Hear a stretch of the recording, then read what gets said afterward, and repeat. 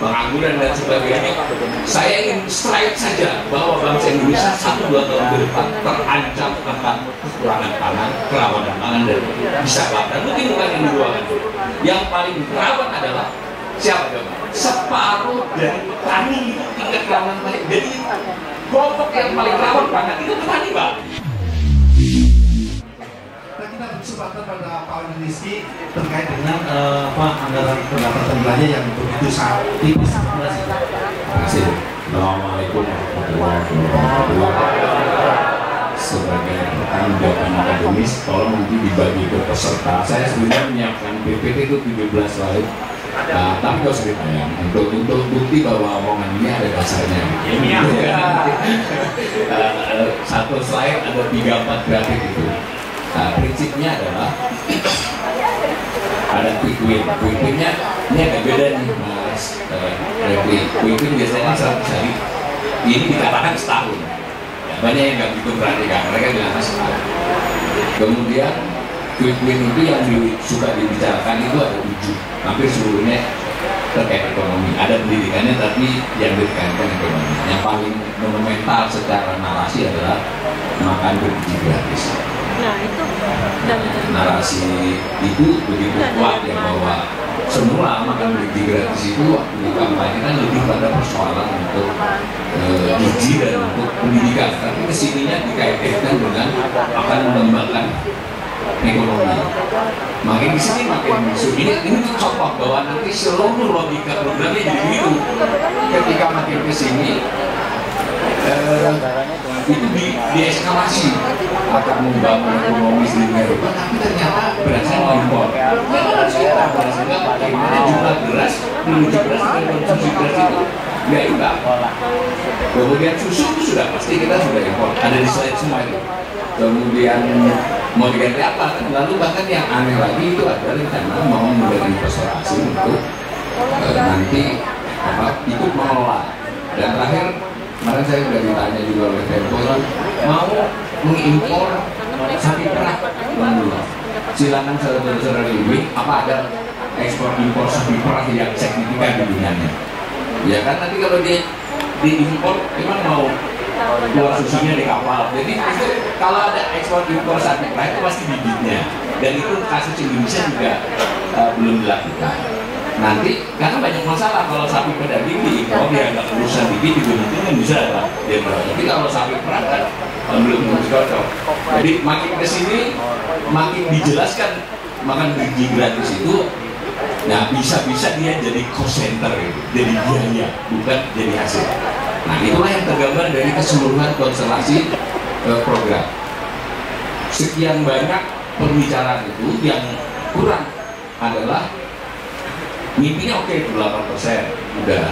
Yang bantah bukan kita, yang bantah IMF itu. Secara nggak langsung IMF itu bantah, baru keluarin rilis Oktober tadi meramalkan ekonomi Indonesia itu sampai 2029 hanya paling tinggi tiap tahun itu 5,07, bukan 5,1 loh.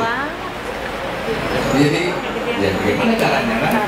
Kemudian intinya mimpi-mimpi itu tidak berdasar pada satu, tidak berdasar pada kondisi fiskal yang dimiliki. Jadi kalau orang itu boleh saja pengen bangun rumah, tadi betulnya benar banget tuh, pengen bangun rumah, pengen itu. Tapi kalau duitnya nggak ada kita, karena kita benar-benar defisit ya. Jadi satu persoalan serius yang sedang dihadapi oleh pemerintah ini adalah nggak punya duit, Pak. Lalu ada narasi mau ngambilnya dari yang ngeplak pajak.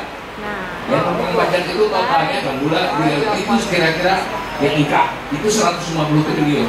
Tapi kemampuan untuk mengambil sepertiga itu saya tidak yakin itu, karena itu bukan urusan sepele itu, yang ngemplang 10-20 triliun itu mah berat. Dan kalau Pak berhasil tahun depannya kan dia sudah nggak punya keplangan lagi.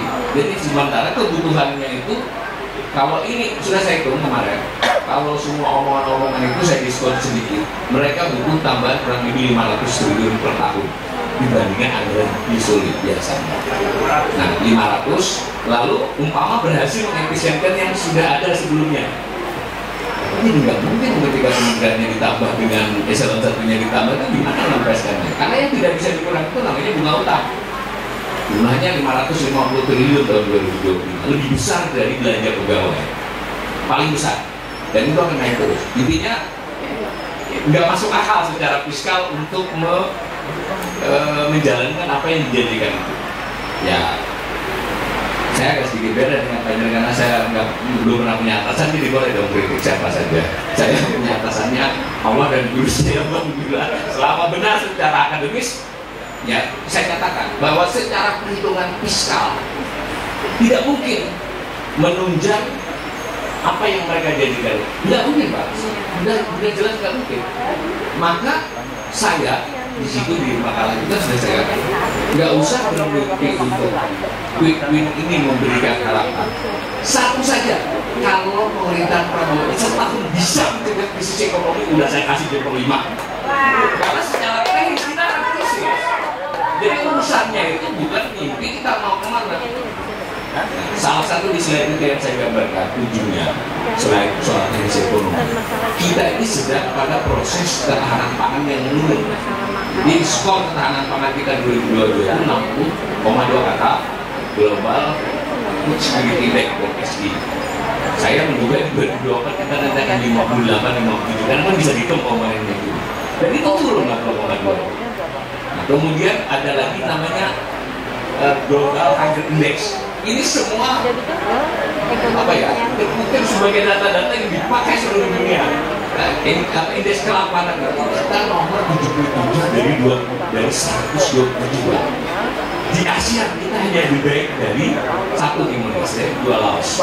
Kita lebih buruk dari semua negara Asia Tenggara lainnya. Apa komponennya? Komponen kelaparan yang paling utama itu adalah undernourishment. Jadi prevalensi undernourishment. Jadi tidak cukup makanan kita itu mau pakai kalah. Udahlah, dianggap nanti awal itu sukanya ngutip IMF, sukanya ngutip lembaga. Mari kita ngutip BPS. Ternyata data BPS itu buruk lagi. Hanya BPS tidak merilis. Maksudnya tidak merilis itu tidak jadi berita resmi, Pak. Harus tanggapi di komen mereka. Jadi banyak yang tidak tahu selama 5 tahun terakhir tidak cukupan prevalensi, tidak cukupan pangan itu meningkat. Jadi sekarang 8,53%. Bisa nggak kebayang? 8,2 kira-kira 24 juta. 24 juta orang Indonesia saat ini berdasarkan angka itu tidak cukup pangannya. Selain itu ada ukuran BPS namanya angka kecukupan gizi. Jadi saya pindah aja semua itu ada rupiahnya di sana. Kita masuk ke sini angka kecukupan gizi itu per Menkes 2.100 kilokalori per hari, kemudian 57 gram untuk protein. Apa yang terjadi? Saya ekonom, jadi dibagi pendudukku dibagi BPS 5 kelompok, 20 jadi kuintil 1 sampai kuintil 5, Pak. Jadi dibagi 5 kelompok. Kalau yang sini nggak tahu nih, saya masuk kuintil 1, kuintil 1. Tadi termasuk kelas menengah yang turun, karena udah gak diundang lagi, karena gara-gara dukung Anies nggak pernah diundang lagi. Sekali diundang sama Yani nggak ada honornya pasti sudah.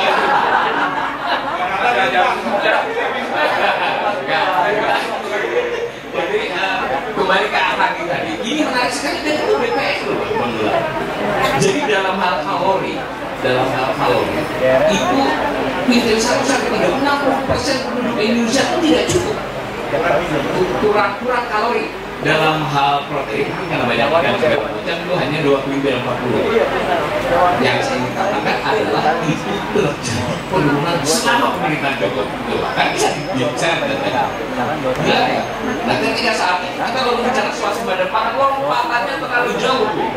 Bahkan yang prevalensi tadi di Papua itu ada kabupaten kota banyak beberapa kabupaten yang prevalensi tidak cukupannya itu mencapai 65%, berarti 2/3 kan nggak cukup.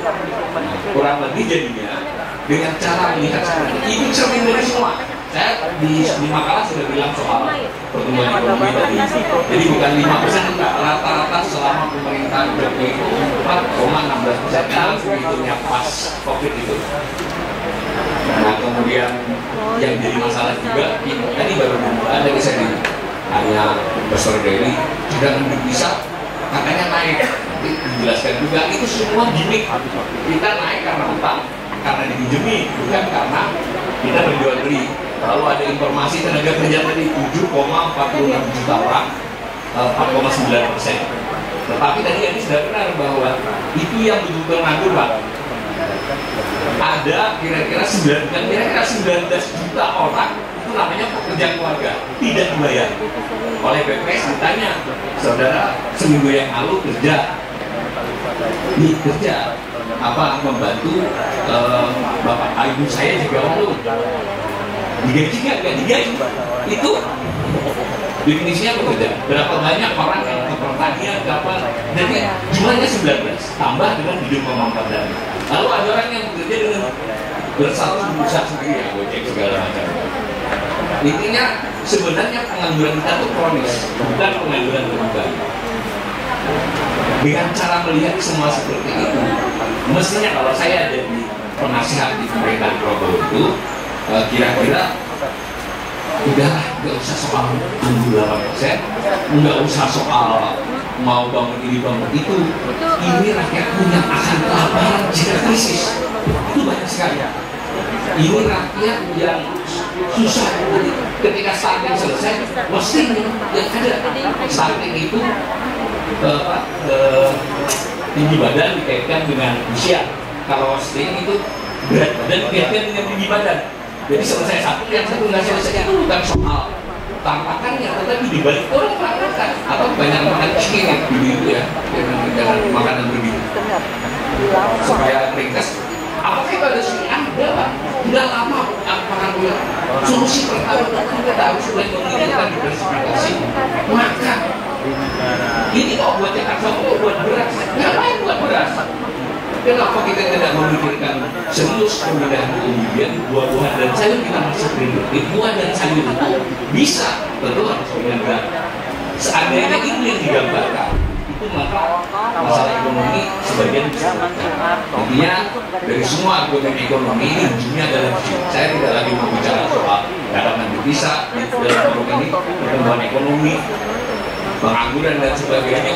Saya ingin strike saja bahwa bangsa Indonesia 1-2 tahun ke depan terancam akan kekurangan pangan, kerawanan pangan dan bisa kelaparan. Mungkin bukan yang diruangkan. Yang paling rawan adalah siapa?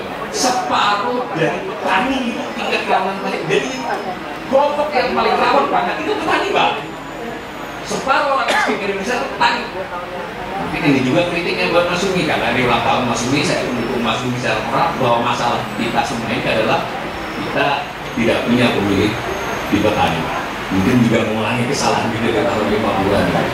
Jadi mungkin yang harus dipikirkan oleh gerakan-gerakan perubahan ini adalah, dan yang menyebabkan kalau kemenangan pihak tertentu kemarin di Pilpres juga adalah pedesaan itu. Ya kan ada kaitan dari ramainya lapar itu.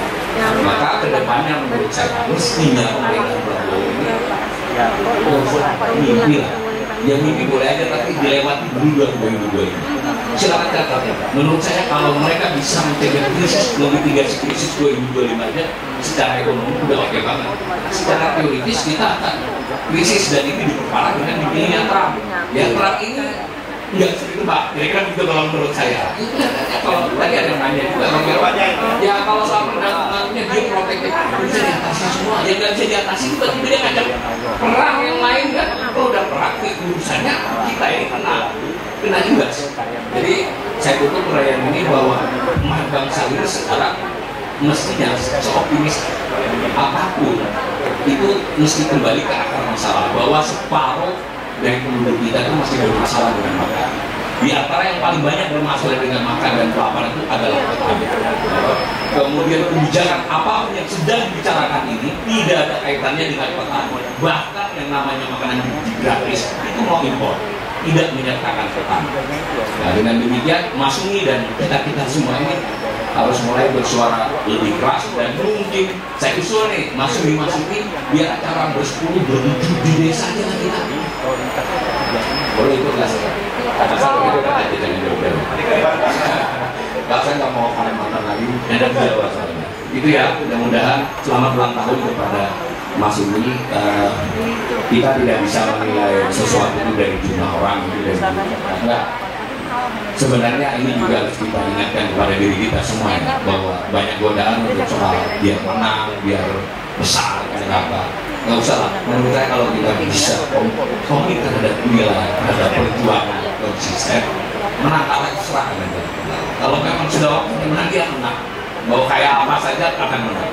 Ini bukan saya terus terang saja kemarin banget saya ngomongin ke Mas Anies, Mas, udah lah, kalau sampai nanti melakukan gejala jadi presiden jadilah mau diapain juga sama dengan Mas Umi ini menurut saya. Boleh saja orang bilang Mas Umi ini suaranya sekian, tetapi siapa kita tidak tahu kenapa. Karena itu saya saran nih, Mas Umi sudah lebih keras saja suaranya ya ketika koridor hukumnya kan. Saya ada Mas, yang ekonominya siapa di sini? Buat Alwijan ya, Dr. Alwijan tandem saya. Mari kita buat ini sekolah perlu tiap minggu. Saya ikut bantu lah.